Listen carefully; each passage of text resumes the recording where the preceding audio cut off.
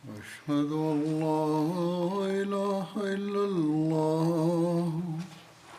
وحده لا شريك له وأشهد أن محمدا عبده ورسوله أما بعد فأعوذ بالله من الشيطان الرجيم بسم الله الرحمن الرحيم الحمد لله رب العالمين الرحمن الرحيم مالك يوم الدين إياك نعبد وإياك نستعين اهدنا الصراط المستقيم صراط الذين أنعمت عليهم غير المغضوب عليهم ولا الضالين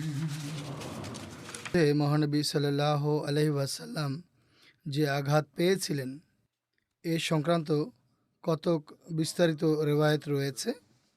হযরত ইবনে আব্বাস রাদিয়াল্লাহু তাআলা আনহুর রেওয়ায়েত অনুযায়ী ওই সময় মহানবী সাল্লাল্লাহু আলাইহি ওয়াসাল্লাম বলেছেন, ইশতাদ্দা গাযাবুল্লাহ আলা মান কাতালাহুন নবিয়্যু ফি সাবিলিল্লাহ ইশতাদ্দা গাযাবুল্লাহ আলা কওমিন দাম্মাউ ওয়াজহা নবিয়্যিল্লাহ। অর্থাৎ আল্লাহ তাআলা সেই ব্যক্তির প্রতি চরম ক্রোধান্বিত হন যাকে আল্লাহর নবী সাল্লাল্লাহু আলাইহি ওয়াসাল্লাম আল্লাহর পথে হত্যা করেন, এবং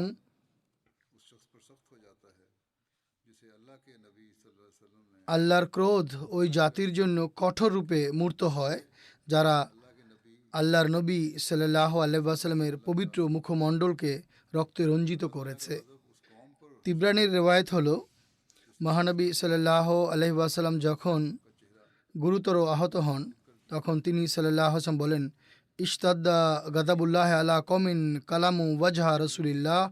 অর্থাৎ সেই জাতির উপর আল্লাহর কোপানল অতি কঠোর রূপ ধারণ করে যারা মহানবী সাল্লাল্লাহু আলাইহি ওয়াসাল্লামের পবিত্র মুখমণ্ডলকে ক্ষতবিক্ষত করেছে।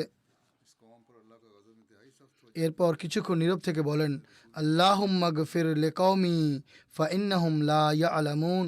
অর্থাৎ হে আমার আল্লাহ, আমার জাতিকে ক্ষমা করে দাও, কেননা তারা অবুঝ। সহিহ বুখারী ও মুসলিমের বিবরণ এটি যে মহানবী সাল্লাল্লাহু আলাইহি ওয়াসাল্লাম বারবার বলছিলেন, আল্লাহুম্মা গফির লিকওমি ফাইন্নাহুম লা ইয়ালামুন। হে আল্লাহ, আমার জাতিকে ক্ষমা করে দাও, কেননা তারা অবুঝ। কাজেই তার দয়া, যা সম্পূর্ণরূপে আল্লাহ তাআলার রঙে রঙিন ছিল, তা এমন অবস্থায় উদ্বেলিত হয় যখন তিনি সাল্লাল্লাহু আলাইহি ওয়াসাল্লাম গুরুতর আহত ছিলেন, তার শরীর থেকে রক্ত ঝরছিল। মানুষ যখন আল্লাহ তাআলার নবীর উপর অত্যাচার করে এবং তার প্রেমাস্পদের উপর নিপীড়ন চালায় তখন আল্লাহ তাআলার ক্রোধ প্রকাশ পায়। কিন্তু তিনি সাল্লাল্লাহু আলাইহি ওয়াসাল্লাম এই দোয়া করেন, হে আল্লাহ, এরা যে জুলুম করছে, এরা অজ্ঞতা ও নির্বুদ্ধিতার কারণে এই অত্যাচার করছে, তুমি এদেরকে ক্ষমা করে দাও। তাদের ভুলের কারণে তুমি তাদের প্রতি শাস্তি অবতীর্ণ করো না। আল্লাহুম্মা সাল্লি আলা মুহাম্মাদিন ওয়া আলা আলে মুহাম্মাদিন। স্নেহ ও দয়ার কত মহান বহিঃপ্রকাশ। সহিহ বুখারীতে এই রিওয়ায়াতটি বা এই হাদিসটি এভাবে বর্ণিত হয়েছে, কালা আব্দুল্লাহ কাআন্নি আনজুরু ইলান নবিয়্যি সাল্লাল্লাহু আলাইহি ওয়াসাল্লামা ইয়াহকি নবিয়্যাম মিনাল আমবিয়ায়ে দারাবাহু কাওমুহু ফাআদমাউহু ওয়া হুয়া ইয়ামসাহু দামআ আন ওয়াজহিহি ওয়া ইয়াকুলু আল্লাহুম্মা গফির লিকওমি ফাইন্নাহুম লা ইয়ালামুন। অর্থাৎ হযরত আব্দুল্লাহ ইবনে মাসউদ রাদিয়াল্লাহু তাআলা আনহু বর্ণনা করেন, আমি যেন এখনও মহানবী সাল্লাল্লাহু আলাইহি ওয়াসাল্লামকে দেখতে পাচ্ছি। তিনি নবীদের মধ্যে হতে একজন নবীর অবস্থা বর্ণনা করছেন যাকে তার জাতির লোকেরা মারতে মারতে রক্তে রঞ্জিত করে দিয়েছিল, আর তিনি নিজের মুখমণ্ডল থেকে রক্ত পরিষ্কার করতে করতে বলছিলেন, হে আমার আল্লাহ, আমার জাতিকে ক্ষমা করে দাও, কেননা তারা জানে না যে তারা কি করছে। এ সম্পর্কে হযরত মির্জা বশির আহমদ সাহেব রাদিয়াল্লাহু তাআলা আনহু সিরাত খাতামান নবীন পুস্তকে বিস্তারিত লিখেছেন যে মহানবী সাল্লাল্লাহু আলাইহি ওয়াসাল্লাম গিরিপথে পৌঁছে হযরত আলী রাদিয়াল্লাহু তাআলা আনহুর সাহায্যে নিজের ক্ষত স্থান ধৌত করেন এবং তার গালে যে দুটি আংটা ঢুকে গিয়েছিল তা হযরত আবু উবায়দা বিন জাররাহ রাদিয়াল্লাহু তাআলা আনহু অনেক কষ্টে নিজের দাঁত দিয়ে টেনে বের করেন। এ প্রচেষ্টায় তার দুটি দাঁতও ভেঙে গিয়েছিল। এ সময় মহানবী সাল্লাল্লাহু আলাইহি ওয়াসাল্লামের ক্ষত স্থান থেকে অনেক বেশি রক্তক্ষরণ হচ্ছিল, আর এই রক্ত দেখে তিনি পরিতাপের সাথে বলছিলেন, কায়ফা ইউফলিহু কওমুন খাযাবু ওয়াজহা নবিয়িহিম বিদ্দামে ওয়া হুয়া ইয়াদউহুম ইলা রাব্বিহিম। সেই জাতি কিভাবে মুক্তি পাবে যারা নিজেদের নবীর মুখমণ্ডলকে শুধু এই অপরাধে তারই রক্তে রঞ্জিত করে দিয়েছে যে তিনি তাদেরকে আল্লাহর দিকে আহ্বান করেন। এরপর তিনি সাল্লাল্লাহু আলাইহি ওয়াসাল্লাম কিছুক্ষণ নীরব থেকে বলেন, আল্লাহুম্মা গফির লিকাওমি ফাইন্নাহুম লা ইয়ালামুন, অর্থাৎ হে আমার আল্লাহ, তুমি আমার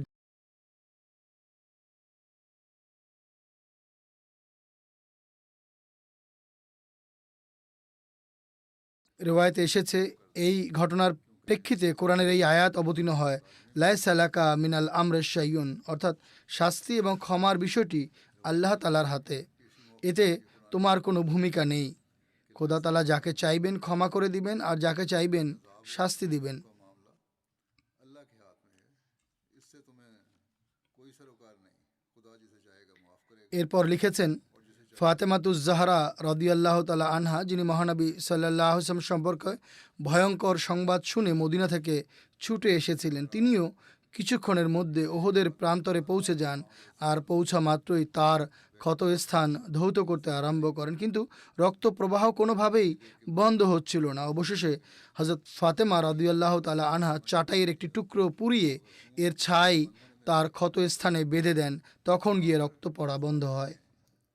चिटाई का एक टुकड़ा जलाया।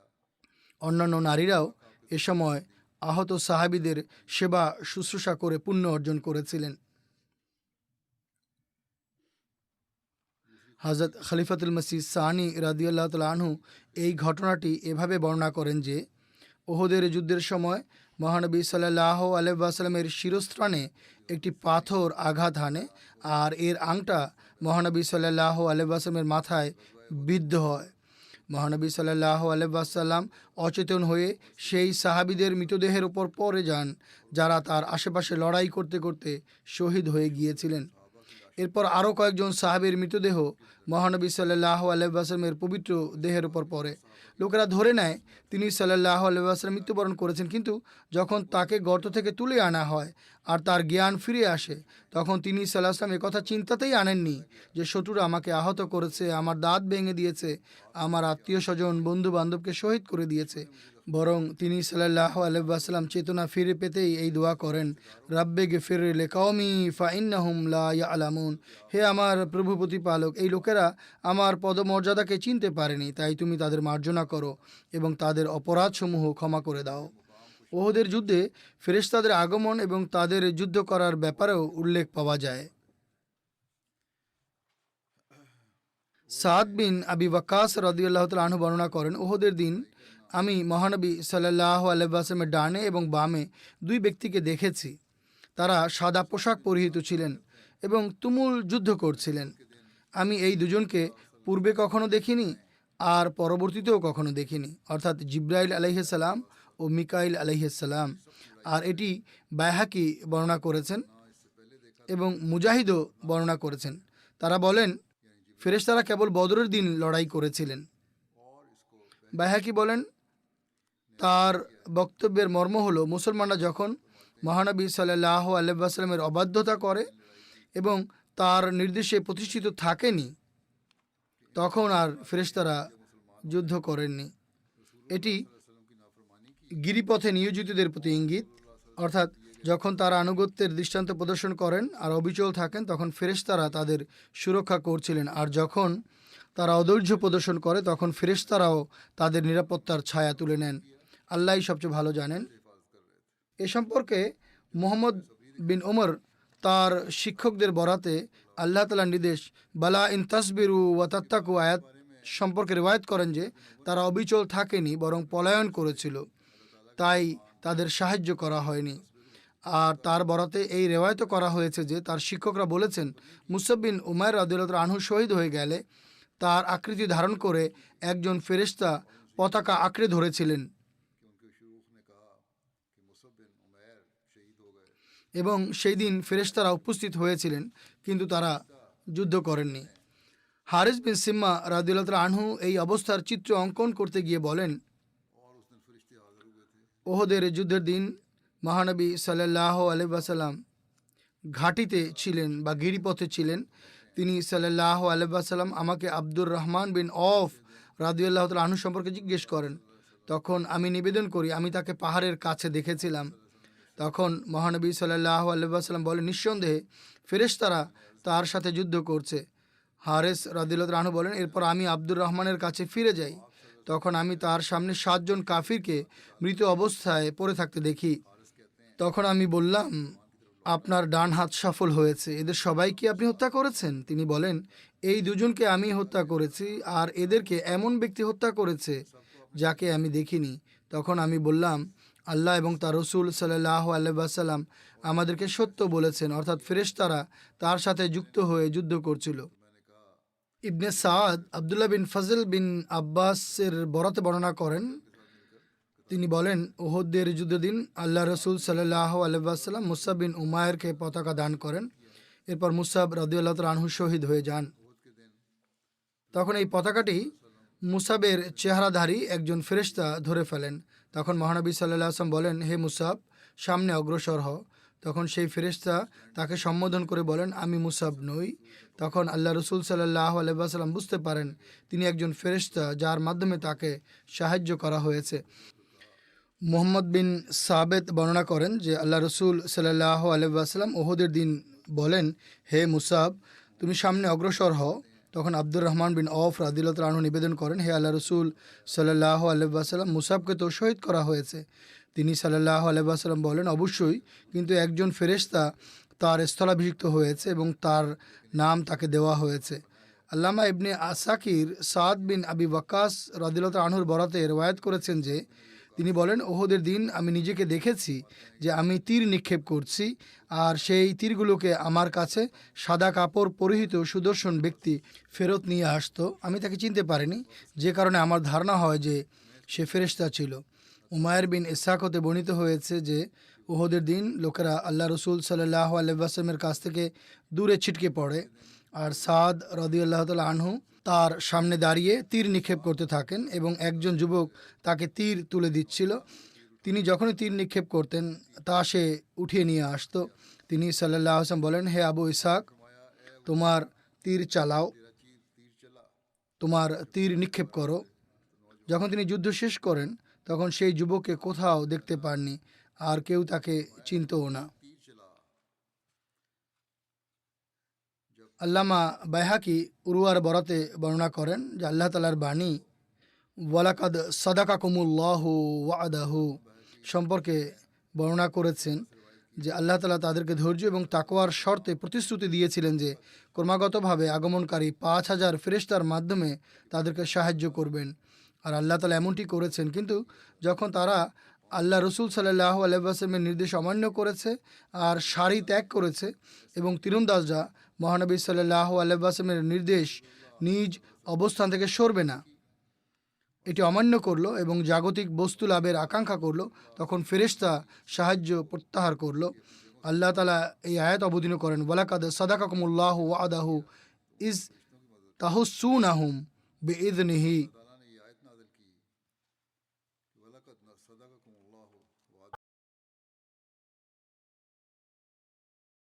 দেখিয়েছেন যখন তোমরা তার আদেশে তাদের মূলোৎপাটন করছিলে। আল্লাহ তাআলা স্বীয় প্রতিশ্রুতি পূর্ণ করে দেখিয়েছেন আর তাদেরকে বিজয় দান করেছেন, কিন্তু যখন তারা আদেশ অমান্য করে তখন তাদেরকে পরীক্ষায় নিপতিত করেন। হযরত খলিফাতুল মসিহ রাবে রাহিমাহুল্লাহ তাআলাও নিজের এক খুতবায় এই ঘটনাটি বর্ণনা করেছেন যে সাহাবীগণ বর্ণনা করেন, বদরের যুদ্ধে যে ফেরেশতাদের দেখা গেছে তাদের মাথায় কালো রঙের পাগড়ি ছিল এবং তাদের একটি উর্দি বা ইউনিফর্ম ছিল। সাহাবিরা যখন সেই ফেরেশতাদের দেখেন তখন তারা সেভাবেই মাথায় কালো পাগড়ি পরিহিত ছিল। যখন বিভিন্ন রেওয়ায়েত সংকলন করা হয় তখন তারা আশ্চর্য হয়ে যান। কিন্তু যেমনটি মহানবী সাল্লাল্লাহু আলাইহি ওয়াসাল্লাম মুসাওয়েমিন শব্দের ব্যাখ্যা করেছেন তেমনটি নির্ধারিত ছিল আর হুবহু তাই হয়েছে। অনুরূপভাবে ওহদের যুদ্ধে যে ফেরেশতাদের দেখা গেছে তাদের মাথায় প্রতীকস্বরূপ লাল পাগড়ি ছিল। লাল রঙের মাঝে কিছুটা দুঃখের বার্তাও ছিল, কেননা ওহদের যুদ্ধে মহানবী সাল্লাল্লাহু আলাইহি ওয়াসাল্লামের আহত হওয়ার কারণে যতটা দুঃখ সাহাবীরা পেয়েছিলেন তেমন কষ্ট মহানবী সাল্লাল্লাহু আলাইহি ওয়াসাল্লামের পুরো জীবদ্দশায় সাহাবীদের কখনো হয়নি। এক দুঃখের পর তারা অপর কষ্টের সংবাদ পান আর এই শোকে তারা মুহ্যমান ও অবসন্ন হয়ে পড়েছিলেন। এই যুদ্ধে ফেরেশতাদের প্রতীক হিসেবেও এমন একটি রং বাছাই করা হয়েছে যার মাঝে দুঃখ, রক্ত এবং কষ্টের দিকটিও অন্তর্ভুক্ত ছিল, অর্থাৎ লাল রং। সাহাবীদের অবিচলতা ও আত্মবিলীনতার অনেক ঘটনা রয়েছে, আত্মনিবেদনের অনেক ঘটনা রয়েছে যে তারা কিভাবে মহানবী সাল্লাল্লাহু আলাইহি ওয়াসাল্লামের নিরাপত্তা বিধানে নিজেদের জীবন উৎসর্গ করেছেন। হযরত আনাস বিন নজর আনসারী রাদিয়াল্লাহু তাআলা আনহু সম্পর্কে উল্লেখ পাওয়া যায়। হযরত আনাস রাদিয়াল্লাহু তাআলা আনহু বর্ণনা করেন যে আমার চাচা হযরত আনাস বিন নজর রাদিয়াল্লাহু তাআলা আনহু বদরের যুদ্ধে অংশগ্রহণ করতে পারেননি। তখন তিনি রাদিয়াল্লাহু তাআলা আনহু নিবেদন করেন যে হে আল্লাহ রসুল সাল্লাল্লাহু আলাইহি ওয়াসাল্লাম, আপনি মুশরিকদের বিরুদ্ধে প্রথম যে যুদ্ধ করেছেন তাতে আমি অনুপস্থিত ছিলাম। যদি আল্লাহ তাআলা আমাকে মুশরিকদের বিরুদ্ধে যুদ্ধ করার তৌফিক দেন তাহলে আল্লাহ তাআলা অবশ্যই দেখবেন যে আমি কি করি। অতএব যখন ওহদের দিন আসে আর যুদ্ধক্ষেত্র থেকে মুসলমানরা পিছু হটে তখন তিনি রাদিয়াল্লাহু তাআলা আনহু বলেন, হে আল্লাহ, তারা যা করেছে আমি তার জন্য তোমার কাছে ক্ষমা প্রার্থী। তিনি মুসলমানদের কথা বলছিলেন যারা বিক্ষিপ্ত হয়ে গিয়েছিল। এরপর বলেন, আমি তোমার কাছে দায় মুক্তি প্রকাশ করছি তা থেকে যা তারা করেছে বা যা মুশরিকরা করেছে। এরপর তিনি সামনে অগ্রসর হন এবং হযরত সাদ বিন মুআজ রাদিয়াল্লাহু তাআলা আনহুর সাথে তার সাক্ষাৎ হয়। তখন তিনি বলেন, হে সাদ বিন মুআজ, জান্নাত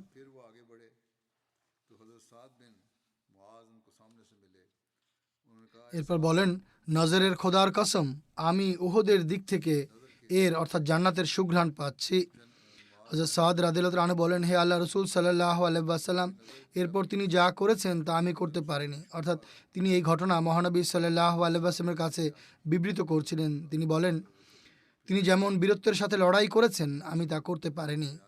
হযরত আনাস রাদিয়াল্লাহু তাআলা আনহু বর্ণনা করেন যে আমরা তার দেহে ৮০টির কিছু অধিক তরবারির অথবা বর্ষা ও তীরের আঘাত দেখেছি। আর আমরা যখন তাকে পাই তখন তিনি শহীদ হয়ে গিয়েছিলেন আর মুশরিকরা তার লাশ বিকৃত করেছিল। তার আপন বোন ছাড়া তাকে কেউ চিনতে পারেননি। তিনি আঙ্গুলের ডগা দেখে হযরত আনাস বিন নজর রাদিয়াল্লাহু তাআলা আনহুকে শনাক্ত করেছেন। হযরত আনাস রাদিয়াল্লাহু তাআলা আনহু বর্ণনা করেন, আমরা জানতাম অথবা তিনি বলেছেন আমরা মনে করতাম এই আয়াত তার এবং তার মতো অন্যদের সম্পর্কে অবতীর্ণ হয়েছে। মিনাল মুমিনিনা রিজালুন সাদাকু মা আহাদুল্লাহ আলাইহি, অর্থাৎ এই মুমিনদের মাঝে এমন কিছু মানুষ রয়েছে যারা আল্লাহর সাথে কৃত তাদের অঙ্গীকার সত্য প্রমাণ করে দেখিয়েছেন।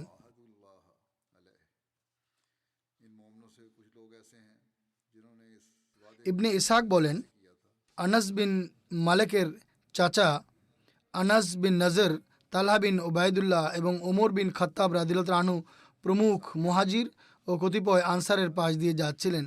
তারা সবাই বসেছিলেন। আনাস রাদিয়াল্লাহু তাআলা আনহু তাদের বলেন, তোমরা বসে আছো কেন? তারা বলেন, মহানবী সাল্লাল্লাহু আলাইহি ওয়াসাল্লাম তো শহীদ হয়ে গিয়েছেন। আনাস রাদিয়াল্লাহু তাআলা আনহু তখন বলেন, তাহলে মহানবী সাল্লাল্লাহু আলাইহি ওয়াসাল্লামের মৃত্যুর পর তোমরা জীবিত থেকে কি করবে? যেখানে তিনি মৃত্যুবরণ করেছেন সেখানে তোমরাও মৃত্যুকে বরণ করে নাও। এরপর আনাস বিন নজর রাদিয়াল্লাহু তাআলা আনহু কাফিরদের উপর ঝাঁপিয়ে পড়েন আর এমনভাবে লড়াই করেন যে অবশেষে শহীদ হয়ে যান। তার নামেই আনাস বিন মালিকের নাম রাখা হয়েছে। আনাস বিন মালিক বর্ণনা করেন, সেদিন আমরা আনাস বিন নজরকে এই অবস্থায় পাই যে তার শরীরে ৭০টি আঘাতের চিহ্ন ছিল এবং তার বোন ছাড়া কেউ তার লাশ চিনতে পারেননি। তিনি তার আঙ্গুলের ডগা দেখে তাকে চিনেছেন। এ সম্পর্কে হযরত মির্জা বশির আহমদ সাহেব রাদিয়াল্লাহু তাআলা আনহু এভাবে বর্ণনা করেছেন, সে সময় ভয়াবহ বা তুমুল যুদ্ধ চলছিল এবং মুসলমানদের জন্য একটি কঠিন বিপদ ও পরীক্ষার মুহূর্ত ছিল। আর মহানবী সাল্লাল্লাহু আলাইহি ওয়াসাল্লামের শাহাদাতের সংবাদ শুনে অনেক সাহাবী মনোবল হারিয়ে ফেলেছিলেন এবং অস্ত্র ফেলে দিয়ে মাঠের একদিকে বসে পড়েছিলেন। তাদের মাঝে হযরত উমর রাদিয়াল্লাহু আনহুও ছিলেন। অতএব এসব লোকেরা এভাবে রণক্ষেত্রের একদিকে বসেছিলেন। আর তখন এক সাহাবী আনাস বিন নজর আনসারি আসেন এবং তাদেরকে দেখে বলেন, তোমরা এখানে কি করছো? তারা উত্তর দেয়, রাসূলুল্লাহ সাল্লাল্লাহু আলাইহি ওয়াসাল্লাম শাহাদাত বরণ করেছেন, এখন আর যুদ্ধ করে কি লাভ? আনাস রাদিয়াল্লাহু আনহু বলেন, এখনই তো যুদ্ধ করার সময়, যেন মহানবী সাল্লাল্লাহু আলাইহি ওয়াসাল্লাম যে মৃত্যু লাভ করেছেন তা আমাদের কপালেও জোটে।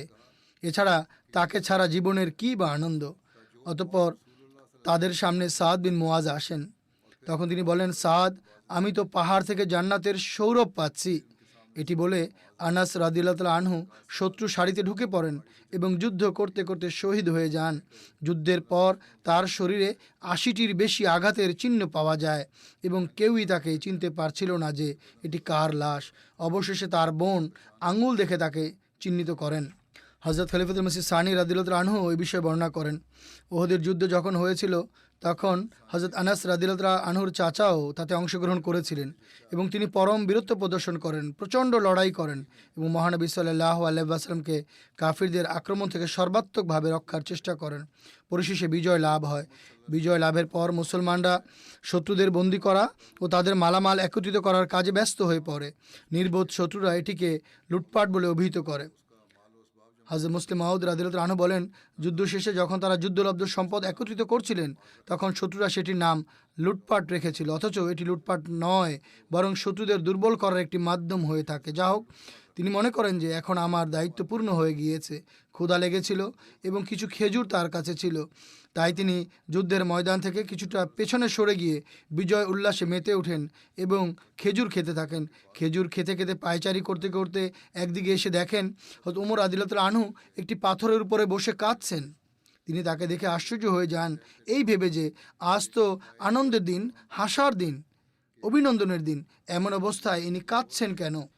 অতএব তিনি হযরত উমর রাদিয়াল্লাহু আনহুকে সম্বোধন করে বলেন, আরে ভাই, আজ তো আনন্দের দিন, কেননা আল্লাহ তাআলা মুসলমানদের বিজয় দান করেছেন, আর তুমি এখন কাঁদছো। হযরত উমর রাদিয়াল্লাহু আনহু বলেন, তুমি সম্ভবত জানো না যে বিজয়ের পর কি হয়েছে। তিনি বললেন, কি হয়েছে? হযরত উমর রাদিয়াল্লাহু আনহু বলেন, শত্রু বাহিনী পেছন থেকে আসে এবং পুনরায় আক্রমণ করে, যার ফলে ইসলামী বাহিনী বিক্ষিপ্ত হয়ে পড়ে এবং মহানবী সাল্লাল্লাহু আলাইহি ওয়াসাল্লাম শহীদ হন। সেই আনসারী বলেন, ওমর, তবুও তো এটি কান্নার সময় নয়। একটি খেজুর তার হাতে রয়ে গিয়েছিল, তিনি সেটিকে তৎক্ষণাৎ ফেলে দেন এবং খেজুরকে উদ্দেশ্য করে বলেন, আমার এবং আমার খোদার মাঝে একটি খেজুর ছাড়া আর কি প্রতিবন্ধকতা আছে?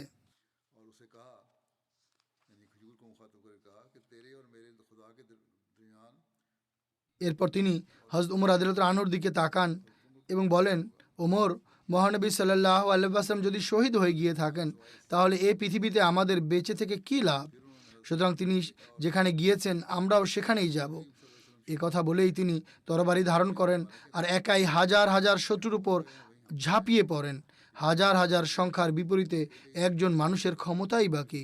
চতুর্দিক থেকে তার উপর আক্রমণ হয়, ফলে তিনি শহীদ হয়ে যান। যুদ্ধের পর মহানবী সাল্লাল্লাহু আলাইহি ওয়াসাল্লাম যখন তার মরদেহ খোঁজ করতে বলেন তখন তার দেহের ৭০টি খণ্ড পাওয়া যায়, বরং কতক রেওয়ায়েতে বর্ণিত হয়েছে তার লাশ শনাক্তই করা যাচ্ছিল না।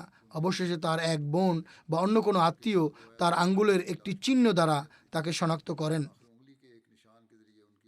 এই ঘটনাটি অপর এক স্থানে তিনি এভাবে বর্ণনা করেছেন, ওহুদের যুদ্ধে যখন মহানবী সাল্লাল্লাহু আলাইহি ওয়াসাল্লামের শাহাদাতের গুজব রটে তখন তিনি অর্থাৎ হযরত আনাস রাদিয়াল্লাহু আনহুর চাচা হযরত উমর রাদিয়াল্লাহু আনহুকে একটি টিলাতে বসে কাঁদতে দেখে জিজ্ঞেস করেন, উমর, মুসলমানরা যেখানে যুদ্ধে জয়লাভ করেছে সেখানে তোমার কাঁদার কারণ কি? হযরত উমর রাদিয়াল্লাহু আনহু উত্তরে বলেন, তুমি কি জানো না মহানবী সাল্লাল্লাহু আলাইহি ওয়াসাল্লাম শহীদ হয়ে গিয়েছেন? হযরত আনাস রাদিয়াল্লাহু আনহুর চাচা যখন এই সংবাদ শুনেন তখন তিনি খেজুর খাচ্ছিলেন আর তার হাতে একটি খেজুরই অবশিষ্ট ছিল। সেই খেজুরটি ছুঁড়ে ফেলে দেন আর বলেন, আমারও আল্লাহ তাআলার মধ্যখানে এটি ছাড়া আর কোনো প্রতিবন্ধকতা নেই। রসুল প্রেমে তিনি হযরত উমর রাদিয়াল্লাহু আনহুর দিকে তাচ্ছিল্যের দৃষ্টিতে তাকান এবং বলেন, ওমর, মহানবী সাল্লাল্লাহু আলাইহি ওয়াসাল্লাম যেখানে পরপারে চলে গিয়েছেন, তাহলে তুমি এখানে বসে বসে কাঁদছো কেন? তিনি সাল্লাল্লাহু আলাইহি ওয়াসাল্লাম যেখানে চলে গিয়েছেন আমিও সেখানেই যাচ্ছি। আর অমনি একাই 3,000 শত্রুর উপর আক্রমণ করেন বা ঝাঁপিয়ে পড়েন। কাফেররাও সম্ভবত তাকে বদ্ধ উম্মাদ মনে করে থাকবে। তিনি লড়াই করতে করতে শাহাদাত বরণ করেন। আর যুদ্ধ শেষে যখন তার লাশ সন্ধান করা হয় তখন তার দেহের 70টি খণ্ড পাওয়া যায়। দেহের প্রতিটি অংশ পৃথক হয়ে গিয়েছিল। হযরত মুসলিম মাউদ রাদিয়াল্লাহু আনহু বিভিন্ন স্থানে বিস্তারিত তার শাহাদাতের ঘটনা বর্ণনা করেছেন। কোথাও বিস্তারিত, কোথাও বা সংক্ষিপ্ত বর্ণনা করেছেন। এক স্থানে তিনি বর্ণনা করেন, একটি হাদিসে রয়েছে একজন আনসারী সাহাবী হযরত মালিক বিন আনাস রাদিয়াল্লাহু আনহু ভুলক্রমে বদরের যুদ্ধে অংশগ্রহণ করতে পারেননি। তিনি যখন বদরি সাহাবীদের মুখে বদরের যুদ্ধের কৃতিত্ব শোনেন তখন উত্তেজনায় পায়চারি করতে থাকেন আর বলেন, একই কথা, সুযোগ পেলে আমিও দেখাবো যে মুমিন কেমন কোরবানি করে। অতঃপর তিনি ওহদের যুদ্ধে অংশগ্রহণ করেন। পেছন দিক থেকে আকস্মিক আক্রমণের ফলে মুসলমানরা যখন কোণঠাসা হয়ে পড়ে তখন কিছুক্ষণের জন্য তারা রণাঙ্গন ছেড়ে বাইরে চলে যায়। আর মহানবী সাল্লাল্লাহু আলাইহি ওয়াসাল্লাম একা নিঃসঙ্গ হয়ে পড়েন এবং কাফিরদের পাথরের আঘাতের কারণে আহত হয়ে অন্য আহত ব্যক্তিদের মাঝে পড়ে যান। ইতোমধ্যে আরও কিছু লোক আহত হয়ে তার উপর পড়ে যায়। কয়েক মিনিট পর মানুষজন তাকে দেখতে না পেয়ে মনে করে যে মহানবী সাল্লাল্লাহু আলাইহি ওয়াসাল্লাম শহীদ হয়ে গিয়েছেন। তখন কয়েকজন ব্যক্তি ছুটে গিয়ে ওহদ প্রান্তরের অদূরে মদিনাতে গিয়ে এ সংবাদ ছড়িয়ে দেয় যে মহানবী সাল্লাল্লাহু আলাইহি ওয়াসাল্লাম শহীদ হয়ে গিয়েছেন। সংবাদটি রণাঙ্গনের অদূরে থাকা লোকজনের জন্য বজ্রপাতের ন্যায় ছিল। তাদের মাঝে হযরত উমর রাদিয়াল্লাহু আনহুও ছিলেন। তিনি একটি পাথরের উপর বসে কাঁদছিলেন। তখনই মালিক বিন আনাস রাদিয়াল্লাহু আনহু, যিনি যুদ্ধের পূর্বে খাবার খাননি, 2-3টি খেজুর খেতে খেতে তার পাশ দিয়ে যাচ্ছিলেন। তিনি যেহেতু সে সময় রণাঙ্গন থেকে বেরিয়েছেন যখন কিনা মুসলমানরা জয়লাভ করেছিল আর কাফিররা পরাজিত হয়েছিল, পক্ষান্তরে হযরত উমর রাদিয়াল্লাহু আনহু তখন রণাঙ্গন থেকে এসেছিলেন যখন শত্রুপক্ষ পেছন থেকে দ্বিতীয়বার আক্রমণ রচনা করেছিল আর মহানবী সাল্লাল্লাহু আলাইহি ওয়াসাল্লাম আহত হয়ে পড়ে গিয়েছিলেন এবং কতক সাহাবী ভেবেছিলেন তিনি সাল্লাল্লাহু আলাইহি ওয়াসাল্লাম শহীদ হয়ে গিয়েছেন। এই জন্য তিনি অর্থাৎ হযরত উমর রাদিয়াল্লাহু আনহু তখন কাঁদছিলেন। অপরদিকে মালিক আনন্দিত ছিলেন এ কারণে যে মুসলমানরা বিজয় লাভ করেছে। সুতরাং তার কান্নাকাটি দেখে মালিক অবাক হন এবং তিনি বিস্ময়ের সাথে হযরত উমর রাদিয়াল্লাহু আনহুকে দেখতে থাকেন এবং বলেন, হে উমর, এটি কি খুশির সময় নাকি কান্নার? আল্লাহ তাআলা মুসলমানদের বিজয় দান করেছেন, আমাদের তো আনন্দ করা উচিত। হযরত উমর রাদিয়াল্লাহু আনহু মাথা তুলে তার দিকে তাকিয়ে বলেন, মালিক, তুমি হয়তো জানো না যে পরবর্তীতে যুদ্ধের চিত্র পাল্টে গেছে। শত্রুরা পাহাড়ের পেছন থেকে এসে পুনরায় আক্রমণ করেছে এবং তাদের আকস্মিক আক্রমণের ধাক্কা সামলাতে না পেরে ইসলামী সেনারা বিক্ষিপ্ত হয়ে গেছে এবং মহানবী সাল্লাল্লাহু আলাইহি ওয়াসাল্লাম শহীদ হয়ে গেছেন। তখন মালিকের হাতে শেষ খেজুরটি ছিল। তিনি খেজুরটি তুলে মাটিতে নিক্ষেপ করেন আর বলেন, আমি ও আমার প্রেমাস্পদের মধ্যে এই খেজুর ছাড়া আর কোনো বাধা আছে কি? এরপর হযরত উমরকে সম্বোধন করে বলেন, তুমি যা বলছো তা যদি সত্যি হয়ে থাকে তাহলে এটি কান্নার কোনো সময় নয়। আমাদেরও সেখানে যাবার প্রস্তুতি নেওয়া প্রয়োজন যেখানে আমাদের প্রেমাস্পদ গিয়েছেন। এই বলে খাপ থেকে তরবারি বের করেন এবং বিশাল শত্রু বাহিনীর উপর ঝাঁপিয়ে পড়েন। একা একজন মানুষ শত সহস্র মানুষের মোকাবেলা কিভাবে করবে? কিছুক্ষণের মধ্যেই তার দেহ খণ্ড বিখণ্ড হয়ে মাটিতে ছড়িয়ে ছিটিয়ে পড়ে। এরপর আল্লাহ তাআলা যখন মুসলমানদের বিজয়ী করলেন তখন মহানবী সাল্লাল্লাহু আলাইহি ওয়াসাল্লাম বলেন, মালিক বিন আনাসকে সন্ধান করো, সে কোথায়? সবাই এসে সংবাদ দিল তার কোনো খোঁজ পাওয়া যাচ্ছে না। তিনি সাল্লাল্লাহু আলাইহি ওয়াসাল্লাম পুনরায় তাকে খুঁজে আনার নির্দেশ দেন। ইতোমধ্যে তার বোন মদিনা থেকে মহানবী সাল্লাল্লাহু আলাইহি ওয়াসাল্লামের শহীদ হবার উদ্বেগজনক সংবাদ পেয়ে ছুটতে ছুটতে যুদ্ধক্ষেত্রে পৌঁছান এবং অবশেষে এক স্থানে তিনি একটি লাশের কিছু টুকরো পড়ে থাকতে দেখেন বা খণ্ড পড়ে থাকতে দেখেন। যে টুকরোগুলোর একটি আঙুল দেখে তিনি চিনতে পারেন যে এটি তার ভাই মালিকের লাশ এবং মহানবী সাল্লাল্লাহু আলাইহি ওয়াসাল্লামকে সেই সংবাদ দেন। এই ছিল মহানবী সাল্লাল্লাহু আলাইহি ওয়াসাল্লামের সাহাবীদের রসুল প্রেম। ধারাবাহিক যে বর্ণনা চলছে তা আগামীতেও অব্যাহত থাকবে ইনশাআল্লাহ। আপনাদের দোয়ায় ইয়েমেনের আহমদীদেরও স্মরণ রাখবেন। তারা বর্তমানে ভীষণ সমস্যা কবলিত। অনুরূপভাবে মুসলিম উম্মার জন্য দোয়া করুন। আল্লাহ তাআলা তাদের মধ্যেও একতা ও ঐক্য সৃষ্টি করুন এবং তাদেরকে বিবেক বুদ্ধি দিন। বিশ্বের সার্বিক অবস্থার জন্য দোয়া করুন। পরিস্থিতি দ্রুত যুদ্ধের দিকে গড়াচ্ছে, আল্লাহ তাআলা কৃপা করুন। আমি নামাজের পর দুজন প্রয়াত ব্যক্তির গায়েবানা জানাজা পড়াবো। প্রথম জানাজা হচ্ছে সিয়েরা লিওনের নায়েব আমির মোকাররম হাফেজ ডক্টর আব্দুল হামিদ উমাঙ্গা সাহেবের। তিনি গত 13ই জানুয়ারি সংক্ষিপ্ত অসুস্থতার পর 45 বছর বয়সে মৃত্যুবরণ করেন। ইন্না লিল্লাহি ওয়া ইন্না ইলাইহি রাজিউন। মরহুম আল্লাহ তাআলার কৃপায় মুসি ছিলেন। সিয়েরা লিওন জামাতের আমির মুসা মেওয়া সাহেব তার ব্যাপারে লিখেছেন যে ডাক্তার ওমাঙ্গা সাহেব সিয়েরা লিওনে সর্বাধিক পরিমাণ বসিয়তের চাঁদা প্রদানকারী ছিলেন। তিনি বলেন, আমি যখন সবার কাছে নতুন জলসাগা ক্রয়ের এবং সে উদ্দেশ্যে আর্থিক সাহায্যের আবেদন করি, তখন ডাক্তার সাহেব সবচেয়ে বেশি চাঁদা দেওয়ার ওয়াদা করেন এবং তার মৃত্যুর পূর্বে 10,000 আমেরিকান ডলার অনুদানও পরিশোধ করেন। ডাক্তার সাহেব নুসরাত জাহাঁ স্কিমের অধীনে 5 বছর ওয়াকফ করেছিলেন। নাইজেরিয়াতে তার পোস্টিং হয়েছিল, কিন্তু বিষয়টি এখনও প্রক্রিয়াধীন রয়েছে, কাগজপত্র সম্পূর্ণ হয়নি। ইতিমধ্যে আমাদের একজন পাকিস্তানি ডাক্তার যাবার কারণে তিনি ফ্রি টাউনের হাসপাতালেই সেবা করার সুযোগ পাচ্ছিলেন এবং সেখানে তিনি অত্যন্ত নিষ্ঠার সাথে দায়িত্ব পালন করেছেন। এ সময় হাসপাতাল থেকে তার আয়ের প্রাপ্ত অংশ হাসপাতালকে দান করে দেন এবং হাসপাতালের সৌন্দর্য বর্ধন ও সংস্কারের কাজ করিয়েছেন। স্থানীয় মুদ্রায় এই অর্থের পরিমাণ ছিল 2 লক্ষ লিওন। খেলাফতের প্রতি সুগভীর ভালোবাসা ছিল তার জীবনের সবচেয়ে বড় আক্ষেপ, যার জন্য তিনি পরিতাপ করতেন। তা হলো যুগ খলিফার সাথে তার সাক্ষাৎ হয়নি। আমার সাথে তিনি সাক্ষাতের 2বার চেষ্টা করেছেন, অনেক চেষ্টা করেছেন, কিন্তু তিনি ভিসা পাননি। ডাক্তার হিসেবে তিনি অভাবী রোগীদের বিনামূল্যে চিকিৎসা করতেন। এমন অনেক ছাত্র যাদের পিতামাতা তাদের কলেজের ফিস দিতে পারতেন না, তাদেরকে ডাক্তার সাহেব সাহায্য করতেন। অত্যন্ত সৎ, পরিশ্রমী এবং পরোপকারী ছিলেন। আমাদের এখানে লন্ডনের টমি কালন সাহেবের ছোট বোন দিয়া ইয়াদা কামাঙ্গা সাহেবার সাথে তিনি বিবাহ বন্ধনে আবদ্ধ হয়েছিলেন। তাদের 2টি ছোট ছোট সন্তান রয়েছে, যাদের একজনের বয়স 3 বা 4 বছর এবং অপরজনের 2 বছর, অর্থাৎ এক পুত্র এবং একজন কন্যা সন্তান রয়েছে। সেখানকার মুরব্বী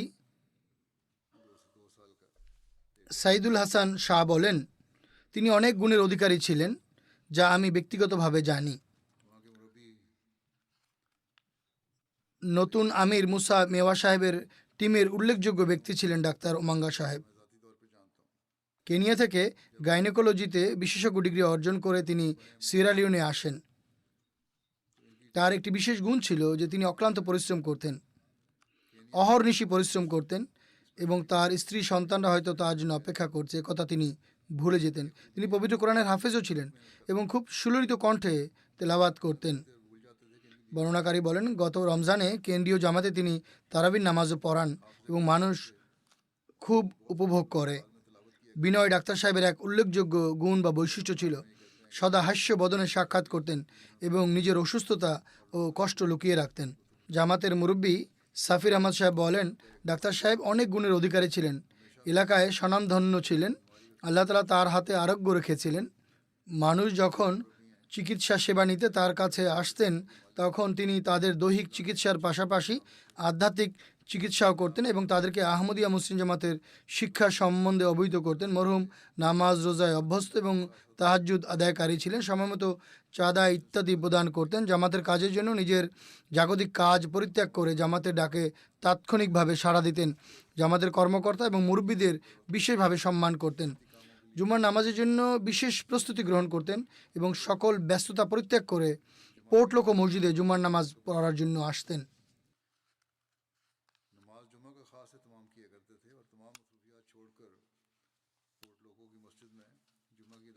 দ্বিতীয় নায়েব আমির আব্দুল হাই করম সাহেব বলেন, ডাক্তার গুমাঙ্গা সাহেব সিয়েরা লিওনের স্থানীয় ভাষা ম্যান্ডেতে কোরআন অনুবাদ কমিটির সদস্যও ছিলেন।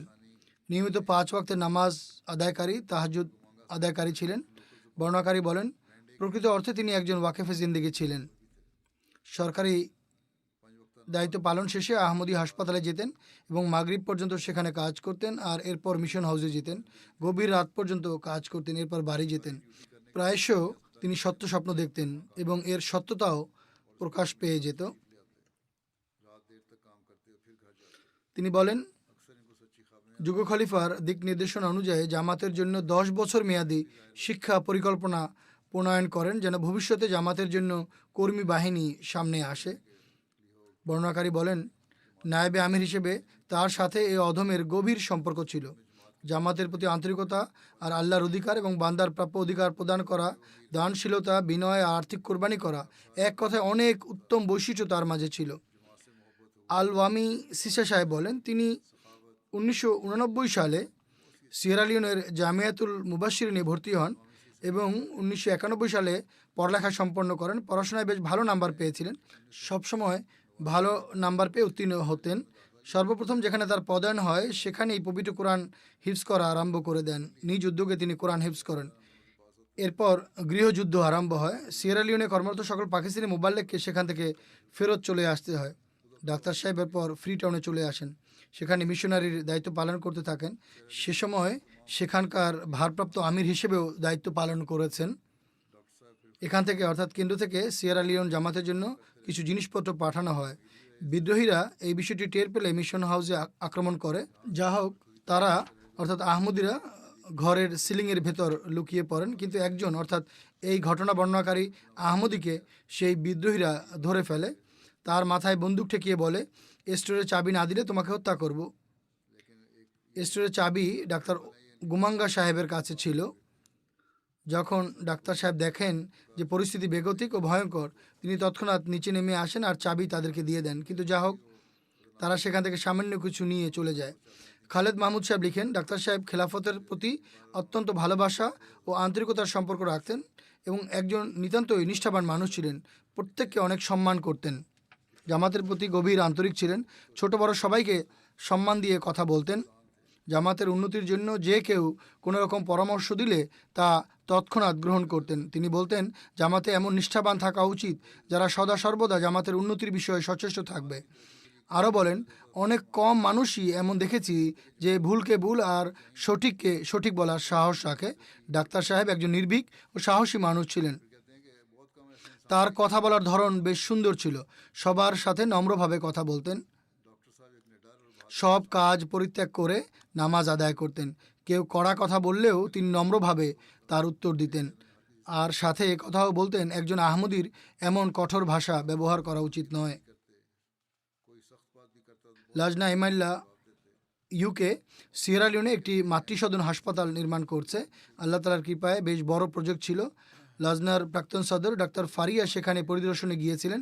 তিনি বলেন, আমি দেখেছি তিনি নিতান্তই পরোপকারী একজন মানুষ ছিলেন। যখন লাজনার নির্মাণাধীন মাতৃসদন হাসপাতাল পরিদর্শনে যাই, তখন ডাক্তার সাহেবের সাথে সাক্ষাৎ হয়। লাজনার হাসপাতাল নির্মাণ প্রসঙ্গে অনেক মূল্যবান পরামর্শ তিনি প্রদান করেছিলেন। এরপর তিনি নিজেদের সরকারি হাসপাতালটি আমাকে ঘুরিয়ে দেখান। তার ভেতরে মানব সেবার স্পৃহা আমাকে যার পর নাই প্রভাবিত করেছে। বিরূপ পরিস্থিতি সত্ত্বেও একাধারে অগণিত রোগী তার নিকট আসত, কিন্তু তার চেহারায় মৃদু হাসি ও সহমর্মিতা ছাড়া আর কিছুরই দেখা মিলত না। তার মাঝে এক অদ্ভুত নিমগ্নতা ছিল যে আমাকে আমার এই দরিদ্র দেশের দরিদ্র নাগরিকদের সাহায্য করতে হবে। যা হোক, তার ধারণা ছিল যখন মাতৃসদন নির্মাণ সম্পন্ন হয়ে যাবে তখন সেখানে তার সেবা করার সুযোগ হবে। তবে আল্লাহ তাআলার ইচ্ছা ভিন্ন ছিল। তার স্ত্রী কাদিয়াতা বলেন, আমার স্বামী একজন পুণ্যবান মানুষ ছিলেন, জামাতের একজন নিষ্ঠাবান ও নিবেদিত প্রাণ আহমদী ছিলেন।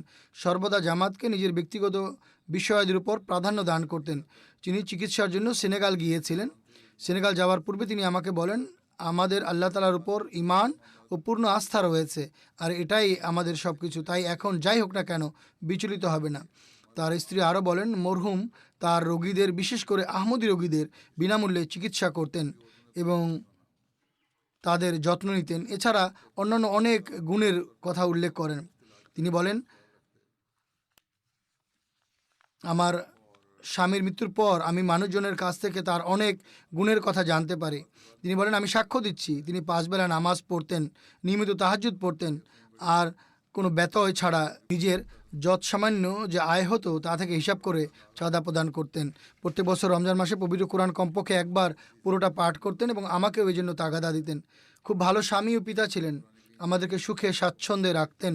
আল্লাহ তাআলা মরহুমের প্রতি দয়া ও ক্ষমাসুলভ আচরণ করুন, তার পদমর্যাদা উন্নীত করুন, তার স্ত্রী সন্তানদেরও হাফেজ ও নাসির হন। দ্বিতীয় স্মৃতিচারণ হবে তাহেরা নজির বেগম সাহেবার, যিনি তাহেরা রশিদুদ্দিন নামে পরিচিত ছিলেন। মুরব্বি সিলসিলা চৌধুরী রশিদুদ্দিন সাহেবের স্ত্রী। সম্প্রতি তিনি ইন্তেকাল করেন। ইন্না লিল্লাহি ওয়া ইন্না ইলাইহি রাজিউন। আল্লাহ তাআলার অনুগ্রহে তিনি মুসিয়া ছিলেন। তার পরিবারে বা তার বংশে আহমদিয়তের সূচনা তার দাদা হজরত চৌধুরী গোলাম হোসেন সাহেবের মাধ্যমে হয়েছিল। একইভাবে তার নানা হজরত চৌধুরী গোলাম হায়দার ধারিওয়াল সাহেবও হজরত মসিহ মাউদ আলাইহিসসালামের সাহাবী ছিলেন।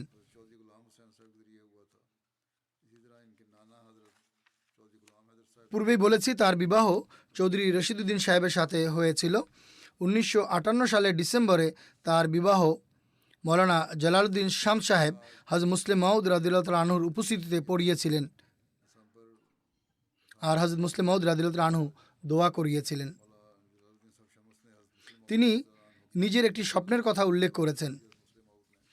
তিনি বলেন, 1980 সালে আমি মজলিসে শুরায় যাবার টিকিট পাই, অর্থাৎ প্রতিনিধি নির্বাচিত হই। হযরত খলিফাতুল মসিহ সালেস রাহিমাহুল্লাহ শুরায় উপস্থিত ছিলেন। মজলিসে শুরায় সাহাবীদের সংজ্ঞা নিয়ে বিতর্ক চলছিল যে বয়সের দৃষ্টিকোণ থেকে কারা সাহাবীদের অন্তর্ভুক্ত আর কারা নয়। তিনি বলেন, আমি বাড়িতে বসে খুব আফসোসের সাথে বলছিলাম, হে আল্লাহ, যদি আমি সে সময় থাকতাম তাহলে আমিও সাহাবিয়াদের মাঝে অন্তর্ভুক্ত হতাম। এরই মাঝে আমি স্বপ্ন দেখি এবং হযরত মসিহ মাউদ আলাইহিসসালামের দর্শন লাভ হয়। হুজুর আমার বাড়িতে ডান দিক ফিরে শুয়েছিলেন। আমি মাথার কাছে গিয়ে দাঁড়াই। হুজুর আলাইহিসসালাম অত্যন্ত স্নেহের সাথে আমার দিকে তাকান এবং জিজ্ঞেস করেন, কি উদ্দেশ্যে আসা হয়েছে। আমি নিবেদন করি, হুজুর, আমি আপনার হাত পা টিপে দিতে চাই। হুজুর নিজের ডান হাত দিলেন এবং আমি অনেক সময় ধরে টিপতে থাকলাম। এরপর হুজুর মাগরিবের নামাজের জন্য উঠে চলে গেলেন। আমিও বাইরে উঠোনে গিয়ে দেখতে পেলাম অনেক ভিড়। লোকেরা জানালা ও চিলেকোঠার ওপর চড়েছে হুজুরকে দেখার জন্য। তাদেরকে জিজ্ঞেস করলাম, আপনারা কিভাবে জানলেন যে হুজুর আমার বাড়িতে এসেছেন বা আছেন? তারা বলল, তোমার ঘরে আসলেন আর আমরা জানবো না, এটা কিভাবে হতে পারে। 37 নং গলির বাসিন্দা তার কোনো বয়স্ক আত্মীয় ছিলেন যিনি রুটি বানাচ্ছিলেন। তিনি বলেন, তাকে আমি ডাক দিয়ে বললাম, রুটি বানানো বাদ দেন, হযরত মসিহ মাউদ আলাইহিসসালাম আমার বাড়িতে এসেছেন, তাকে এসে দেখুন। এরপর আমি বলি, সূরাতে বলা হয়েছিল হুজুরকে কেউ দেখে থাকলে সাহাবীদের মাঝে তিনি অন্তর্ভুক্ত হয়ে যান। আমার ঘরে হুজুর আলাইহিসসালাম 2 দিন এবং 1 রাত অবস্থান করেছেন, আমি তো সাহাবীদের অন্তর্ভুক্ত হয়ে গেছি। তিনি বলেন, আমি আল্লাহ তাআলার প্রতি যার পরনাই কৃতজ্ঞ, যা প্রকাশের ভাষা আমার নেই। তার পুত্র ডক্টর আলিমউদ্দিন আয়ারল্যান্ডে ন্যাশনাল প্রেসিডেন্টও ছিলেন।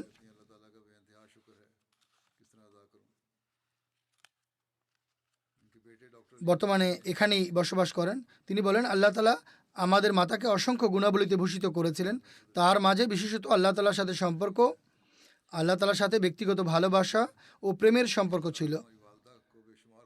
আর আল্লাহ তাআলার পক্ষ থেকে পাওয়া দোয়া গৃহীত হওয়ার গুণ বিশেষভাবে তার মাঝে লক্ষণীয় ছিল। তিনি সত্যস্বপ্ন ও কাশফের অভিজ্ঞতা রাখতেন। আহমদিয়া খেলাফতের প্রতি ব্যক্তিগত ভালোবাসা ও প্রেম ছিল, যা সারা জীবন তার উল্লেখযোগ্য বৈশিষ্ট্য ছিল আর যা তিনি তার সন্তানদের মাঝে বজায় রাখার চেষ্টা করেছেন। তিনি বলেন, শৈশবে আমাদের বাড়িতে যেসব বুজুর্গ সত্তার উল্লেখ করা হতো, অর্থাৎ মা যাদের ঘটনা বর্ণনা করতেন, জাগতিক দৃষ্টিকোণ থেকে তাদের কোনো বড় পদমর্যাদা ছিল না, বরং বুজুর্গ নারীদের নাম বা খলিফাদের কথা বলতেন, যা শৈশব থেকেই আমাদের কানে প্রতিধ্বনিত হতে থাকে। সেসব বুজুর্গের কাছে আমাদের মা নিয়মিত দোয়ার আবেদন জানাতেন। এমনটি নয় যে নিজে দোয়া করতেন বিধায় অন্যের কাছে দোয়া চাইতেন না, তিনি নিজেও অন্যের কাছে দোয়ার জন্য বলতেন।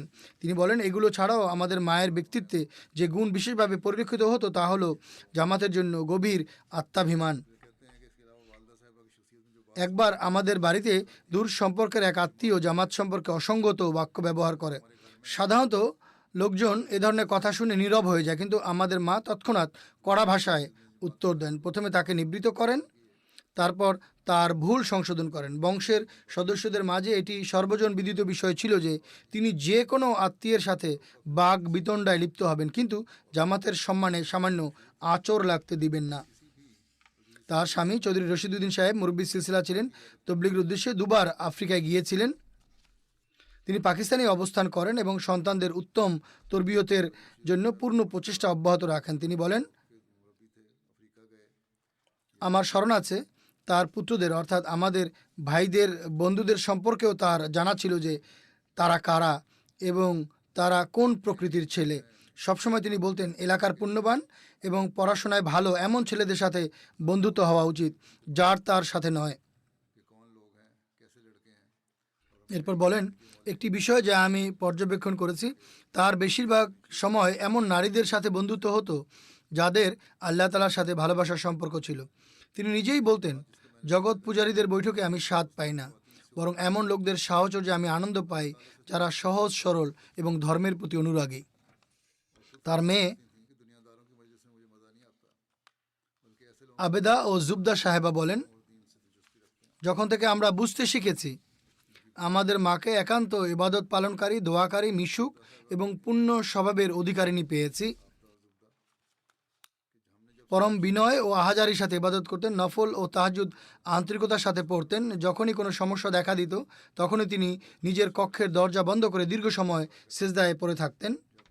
ওয়াকফে জিন্দেগি হিসেবে যখনই অভাব অনটনের সম্মুখীন হতে হয়েছে, তিনি পরম ধৈর্য, দৃঢ় মনোবল এবং সাহসিকতার সাথে আল্লাহ তাআলার উপর ভরসা করে সেগুলো সহ্য করেছেন এবং আল্লাহ তাআলার কাছেই যাচনা করেছেন। তার হজে যাওয়ারও সৌভাগ্য লাভ হয়েছে।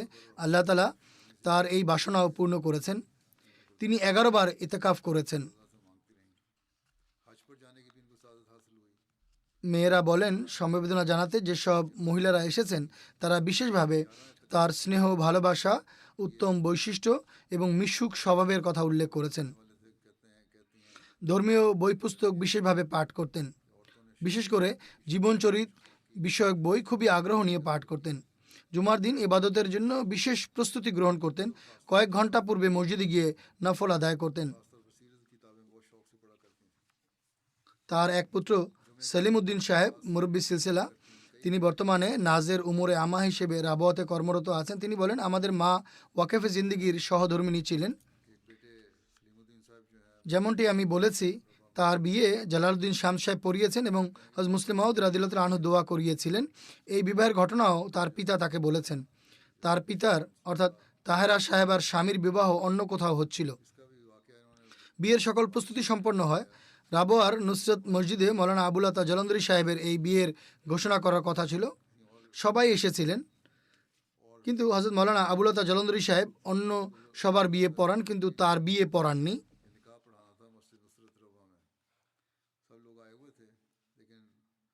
তিনি বলেন, তুমি ওয়াকেফে জিন্দেগি, তোমার বিয়ে হযরত মুসলিম মাউদ রাদিয়াল্লাহু তাআলা আনহু পড়াবেন অথবা তার উপস্থিতিতে হবে। যা হোক, কিছুদিন পর যেখানে বিয়ে ঠিক হয়েছিল এবং হওয়ার কথা ছিল সেখান থেকে অর্থাৎ কনেপক্ষ থেকে অস্বীকৃতি জানানো হয়। আর এরপর তার বিয়ে তাহেরা সাহেবার সাথে ঠিক হয় এবং এই বিয়ে খুবই বরকতপূর্ণ হয়েছে। চাঁদা প্রদানের ক্ষেত্রে তিনি নিয়মিত ছিলেন। কানাডার সেক্রেটারি মাল সাহেব একবার তাকে লিখেন,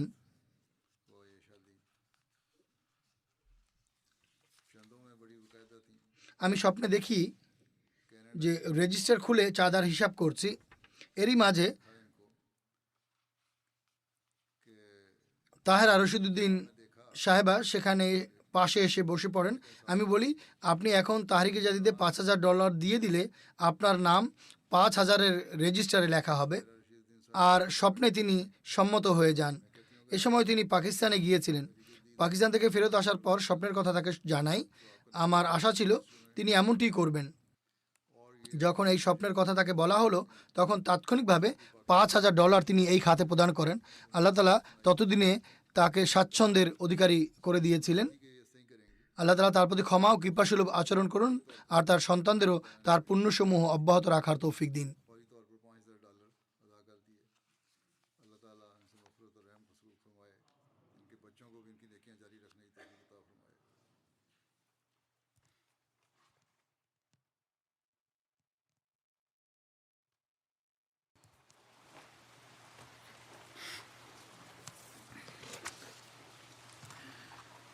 الحمد